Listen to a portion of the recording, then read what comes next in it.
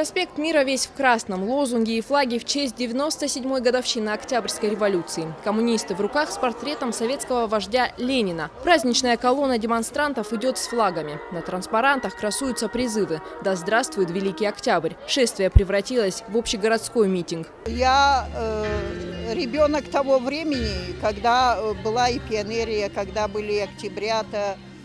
Для меня этот праздник это много значит.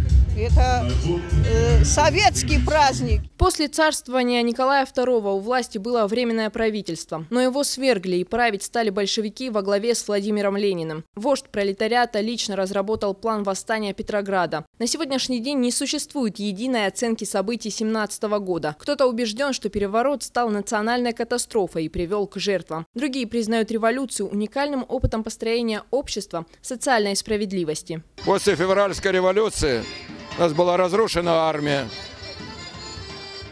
уничтожено какое-либо управление страной. Страна развалилась.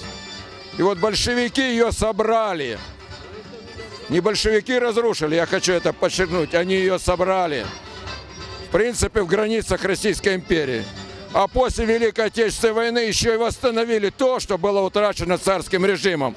То есть урок октября заключается в том, это был социальный взрыв, направленный на развитие нашей страны. За последние годы день начала Октябрьской революции утратил свой привычный эпитет «Великий». Сначала этот праздник получил новое название – День примирения и согласия, а вскоре и вовсе исчез из календаря. 7 ноября – обычный рабочий день, но для тех, кто еще помнит советское время, это одна из самых важных дат во всей тысячелетней истории нашей страны. Земфира Лолаева, Елена Черенкова, Михаил Безуглов, Осетия ТВ.